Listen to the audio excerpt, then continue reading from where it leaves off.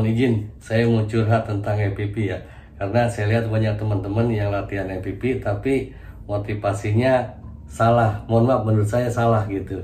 Di antara teman-teman banyak yang berpikir kalau EPP itu bisa banyak viewer, menghasilkan uang. Enggak, bukan begitu.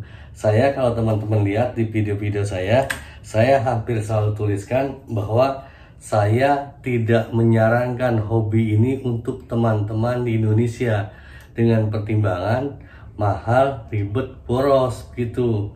Jadi kalau kayak Suhu Kartiwa juga dulu kan pengen latihan EPP, kelihatannya beliau sudah mulai berkurang sekarang dan beliau udah merasakan kelebihan dan kekurangannya. EPP itu ngeselin. EPP itu ngeselin, makanya saya komentar di video beliau, izin Suhu, saya bilang mungkin baru sekarang Suhu baru menyadari kenapa saya mengatakan bahwa EPP itu tidak disarankan. EPP freestyle ya, EPP freestyle yang jungkir itu tidak disarankan. Saya tidak menyarankan. Tapi kalau udah telanjur seneng ya susah. Contohnya misalnya Suwogi itu saya lihat sangat menikmati. Kemudian Suhu Joko Jeje, Mang Sogo itu udah menikmati kayaknya. Cuman salahnya adalah ketika beliau berpikiran bahwa dengan EPP itu bisa menghasilkan banyak viewer, banyak menghasilkan uang, cuan. Salah, enggak, menurut saya itu salah banget teman-teman, salah itu. Enggak, bukan begitu cara kerjanya gitu. EPP itu hanya untuk menyenangkan hati saja gitu teman-teman. Kalau dilihat di channel-channel luar, Window Washer, Red Rib, banyak udah yang pada pensiun gitu. Yang suhu saya juga yang saya latihan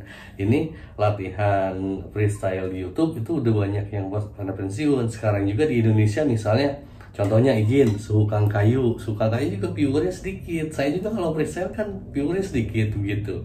Tapi karena saya enjoy makanya saya terbang aja begitu. Dan berdasarkan pengalaman saya 5 tahun loh ngadain lomba. Ngadain lomba itu ibaratnya kayak tes aja kalau kuliah atau sekolah gitu ya. Jadi ketika kita belajar kan ada tesnya gitu. Teman-teman monggo kalau mau ikut tes ikut lomba freestyle saya itu emang tidak dibuat biaya, dan saya memang kalau pemenangnya akan saya kirimin hadiah gitu. Tapi bukan itu motivasi utamanya. Yang penting kita ketemu aja enjoynya di mana. Karena kalau kita orientasinya misalnya penghasilan apa sih, enggak, saya bilang enggak deh, EPP itu enggak gitu. Dan berdasarkan pengalaman saya selama 5 tahun menjalani hobi ini begini teman-teman. Kalau teman-teman yang serius menjalani hobi EPP, yang serius nih, ada cirinya. Udah saya sebutkan kok di video-video saya, bahwa pertama itu teman-teman harus punya passive income, bukan passive income gitu ya. Uang jago kalau kata Suwogi, tanya deh ke Suwogi. Itu harus punya uang jago untuk kita latihan, kemudian crash, kemudian drone hilang segala macam gitu. Ke Suhu saya juga coba tanyain deh gitu. Jadi harus ada uang aman untuk kita latihan EPP begitu. Kemudian yang kedua, teman-teman kebanyakan kalau ditanya teman-teman tuh latihan EPP buat apa? Buat saya pengen hobi aja gitu. Pada teman-teman nggak, maaf ya, kalau menurut saya teman-teman nggak jujur. Teman-teman kalau mau nyari uang bilang aja nyari uang. Kalau nyari uang bukan di sini caranya. Kalau mau nyari uang ya mungkin kayak Om Pilot Nakal, kayak Om Aming Sarma gitu. Saya tidak mengatakan bahwa, kan saya uraikan ya bahwa kalau yang hobi EPP itu ada yang mekanik, ada yang jadi pilot. Saya tidak mengatakan bahwa mekanik itu lebih jelek atau pilot lebih jelek. Pilot sama mekanik itu dunia yang berbeda. Nih, saya contohkan analoginya misalnya kayak Pak B.J. Habibie aja, presiden kita dulu yang ini, Profesor B.J. Habibie yang kuliahnya di Jerman, itu orang pinter apa orang bodoh? Itu orang pinter banget begitu. Beliau kalau dianalogikan misal bikin pesawat, beliau itu pilot apa mekanik menurut teman-teman? Mekanik kan gitu. Jadi mekanik juga keren, hebat. Saya tidak mengatakan bahwa mekanik lebih bagus daripada pilot dari mekanik. Enggak, itu passion masing-masing gitu. Cuman memang beda gitu. Dan kalau teman-teman perhatikan kalau yang memang serius latihan itu memang nggak ada yang ngajarin juga, karena sharing-sharing di YouTube itu banyak banget sih. Udah bisa sekarang kita tanpa banyak ini juga. Saya belajar kan cuma di internet doang, dan perasaan saya sih untuk ukuran saya sih udah dapat peaknya. Udah dapat titik kulminasinya untuk manuver-manuver saya udah gok, sudah manuver-manuvernya pakai drone micin, drone 3 inci, 5 inci, saya udah untuk ukuran saya udah bisa semua begitu. Nah itu untuk ukuran saya, walaupun saya tidak bisa dibandingkan sama Patrick, dibandingkan sama Om Kang Kayu. Om Kayu keren banget, saya mah nggak ada apa-apanya dibanding Om Kang Kayu mah gitu. Tapi saya merasa bahwa level saya udah mencapai level itu. Bagaimana caranya? Ya coba teman-teman perhatikan ya, kayak di ini juga di channel-channel saya yang juara-juara kayak Om Dano, Om Pilot Tasak, Om Denen Danuarta, Om HRMVP, para juara itu nggak pernah minta giveaway loh. Dia serius belajar terus gitu, latihan terus. Coba tanya deh ke Om HRMVP gitu.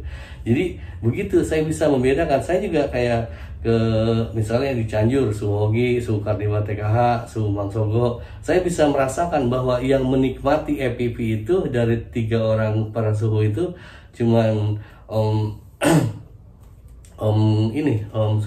Suhu Yogi Gustira, Suhu Yogi. Kalau Suhu Kardiwa saya yakin enggak, beliau mohon izin koreksi kalau saya salah. Saya yakin orientasinya Suhu Kartiwa itu supaya dapat viewer, supaya AdSense naik dengan EPP. Jangan harap, itu salah banget, saya nggak bakal tercapai itu. Bang Sogo juga berpikiran begitu. Dengan beliau mengajarkan EPP, kemudian banyak viewer. Enggak om. Karakter viewer kita itu nggak senang belajar. Apalagi belajar yang bermodal. Belajar EPP itu modalnya gede. Teman-teman sok tebak kalau ini misalnya untuk skill kayak saya aja, berapa kira-kira kalau Om bisa latihan kayak saya, untuk terbang kayak saya kira-kira Om bisa ngabisin berapa anggarannya gitu. Makanya saya dari dulu tidak menyarankan untuk teman-teman beli gear-gear yang mahal. Saya sampai sekarang mencontohkan pakai analog, nggak pakai digital begitu. Dengan pertimbangan yaitu saya kayak lomba-lomba juga, dari lomba